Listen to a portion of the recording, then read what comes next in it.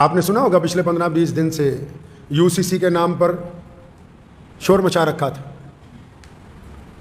روزانہ ای میل کرو. یہ سارا جو کچھ ہوا ہے نو میں مان لیا, ہم نے بھی اس میں امن کی اپیل کی, غلط ہوا. لیکن یہ جو UCC پہ شور مچا رہے تھے, کیا ان کو پتہ ہے کہ گڑگاؤں کی ایک مسجد کے امام کو شہید کر دیا گیا؟ کیا مسلم پرسنل لا بورڈ کے پاس 2 کاغذ نہیں جو کالے کر کے لکھ دے کہ ہم تعزیت کا اظہار کرتے ہیں؟ اس جگہ کے حالات بدترین ہوئے, وہاں کے جو مسلمان اور ہندو بھائی ہیں وہ تو آج بھی کندھے سے کندھا لگا کے کھڑے ہیں.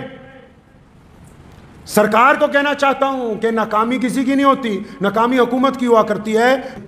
گزشتہ 3-4 دن پہلے جو کچھ ہوا ہریانہ میں میوات میں, آپ لوگ اگر وہاں کے ویڈیو دیکھیں گے, حالات دیکھیں گے, تو میں 2-3 دن سے سوشل میڈیا پر وہاں کے جو مسلمان اور ہندو بھائی جو رہتے ہیں آپس میں ہزاروں سال سے اکٹھے, اگر ان کی ویڈیو سنتے ہیں تو پتہ لگتا ہے کہ مقامی لوگوں میں تو کوئی آپس میں ناراضگی ہی نہیں ہے.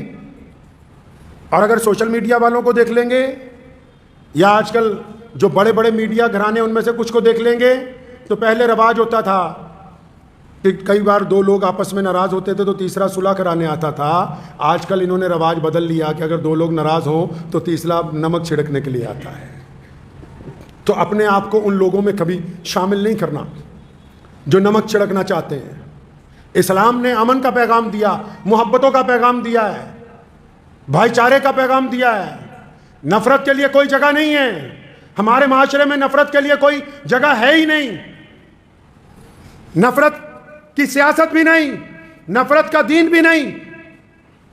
اس لیے جو لوگ سوشل میڈیا کا استعمال کرتے ہیں وہ اس بات کو ذہن نشین کر لیں, کوئی جتنا مرضی نفرت کی باتیں کرتا رہے, یہ ہمارا کام نہیں ہے کہ ہم نفرت پھیلائیں. ہمیں پیارے رسول صلی اللہ علیہ وسلم نے ایک مضبوط معاشرہ عطا کیا ہے جس میں نفرت کے لیے کوئی جگہ نہیں ہے. اب آپ آ جائیے حالات کے اوپر, جو کچھ ہوا. اگر وہاں کے مقامی لوگوں سے پوچھیں گے کیا ہوا تو کہتے ہیں جی ہمیں نہیں پتا کس نے کیا. دوسرے پکش سے پوچھو گے کیا ہوا, وہ کہتے ہیں ہمیں نہیں پتا, دوسروں نے کیا ہے. اگر دونوں سے ایک بات پوچھیں کہ قصوروار کون ہے, قصوروار کون ہے, تو دونوں لوگ ایک ہی بات کہتے ہیں کہ جی سرکار کی بڑی ناکامی ہے. سرکار کی ناکامی پہ ایک بات یاد آ گئی, بڑی تاریخی بات آپ کو آج یاد دلا دوں. جب بھارت کی جنگ آزادی کا دور چل رہا تھا آخری, تو سر مسٹر ویول, ملکہ الزبتھ کے ایک وزیر تھے, وہ بھارت آئے.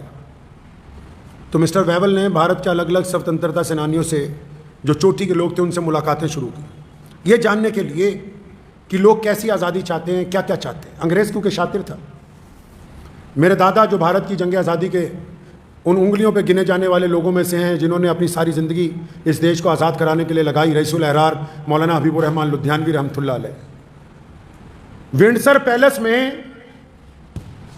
جب مولانا حبیب الرحمن لدھیانوی کو بلایا مسٹر ویول نے, الگ الگ لوگوں سے الگ الگ میٹنگیں طے تھیں, تو انگریز کیونکہ شاطر ہوتا ہے نا, اس نے ایک بات کہی. کہنے لگا اچھا مولانا, ہم چھوڑنے والے ہیں, اس دیش کو آزاد کرنے والے ہیں, آپ یہ تو بتاؤ کہ جو سرکار بنانی ہے یہاں, جو نظام بنانا ہے, تو سرکار کا دھرم کون سا ہوگا, سرکار کا مذہب کیا ہوگا؟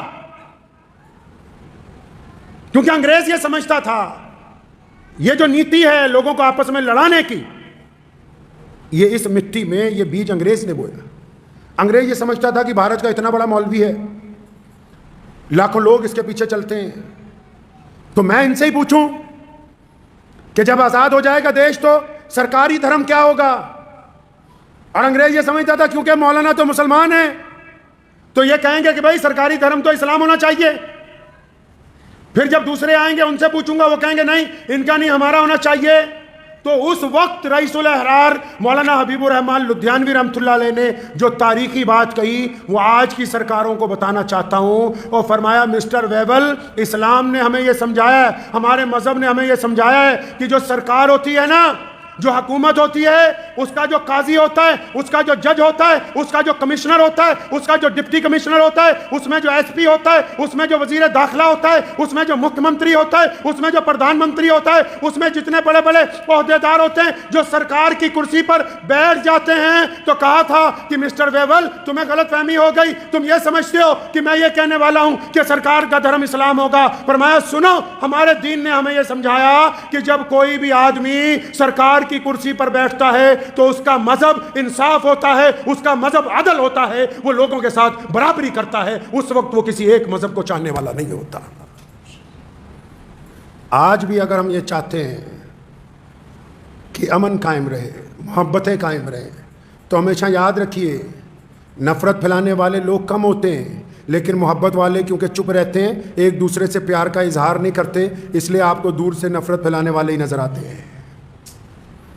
آپ جائیے، میں نے پچھلے 2-3 دنوں میں جو تجربہ سوشل میڈیا پر جو ویڈیوز آئی ان سے نوٹ کیا کہ جس جگہ کے حالات بدترین ہوئے، وہاں کے جو مسلمان اور ہندو بھائی ہیں وہ تو آج بھی کندھے سے کندھا لگا کے کھڑے ہیں۔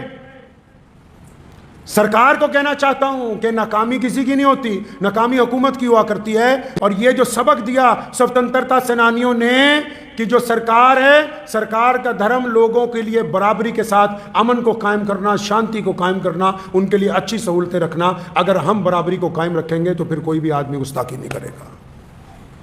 چلتے چلتے ایک چھوٹی سی بات اور کہہ دوں، پتہ ہے کہ شاید کچھ بڑے مولانا ناراض ہو جائے۔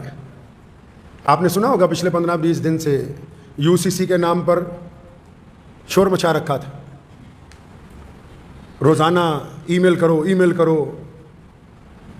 یہ سارا جو کچھ ہوا ہے نو میں مان لیا، ہم نے بھی اس میں امن کی اپیل کی، غلط ہوا، لیکن یہ جو UCC پہ شور مچا رہے تھے، کیا ان کو پتہ ہے کہ گڑگاؤں کی ایک مسجد کے امام کو شہید کر دیا گیا؟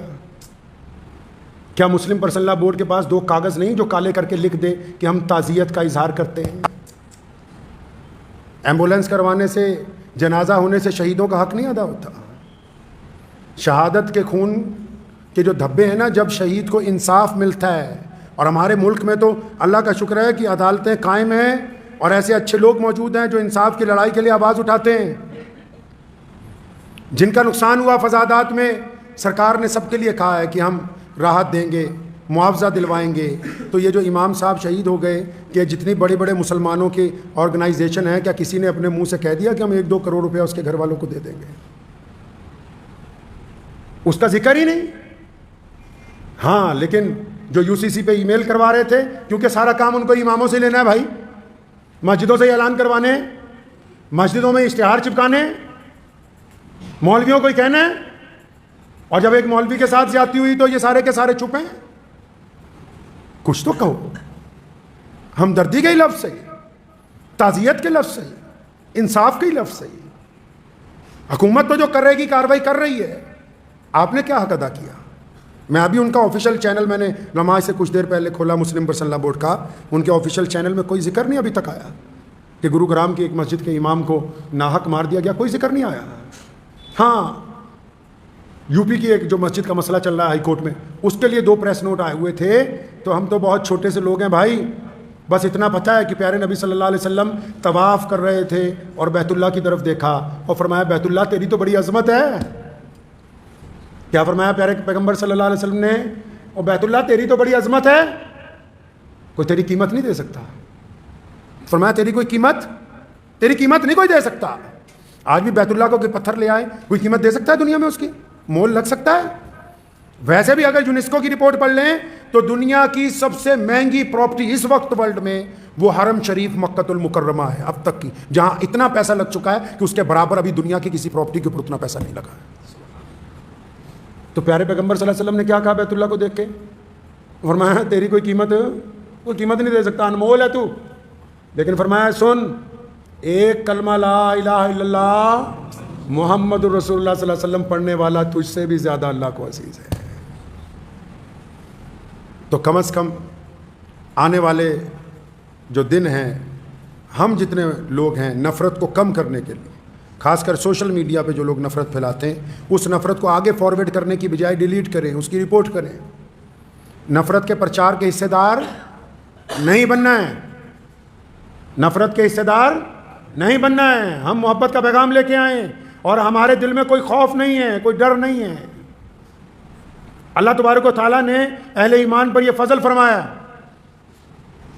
تو اس لیے ہم نے ثابت قدمی کے ساتھ اپنے اس وطن عزیز کو، جس کی آزادی کے لیے ہمارے بزرگوں نے اپنے ہندو بھائیوں کے ساتھ، سکھ بھائیوں کے ساتھ، دلت بھائیوں کے ساتھ، جینی بھائیوں کے ساتھ مل کے جو ہم نے آزادی کی لڑائی لڑی ہے، تو اس کی عزت کو برقرار رکھتے ہوئے اس بات کو ذہن نشین کر لیں کہ ہم نفرت کے بازار کے حصے دار نہیں بنیں گے. دعا کیجیے اللہ تعالیٰ اس پر مجھے اور آپ سب کو عمل کی توفیق عطا فرمائے. وآخر دعوانا الحمدللہ رب العالمین.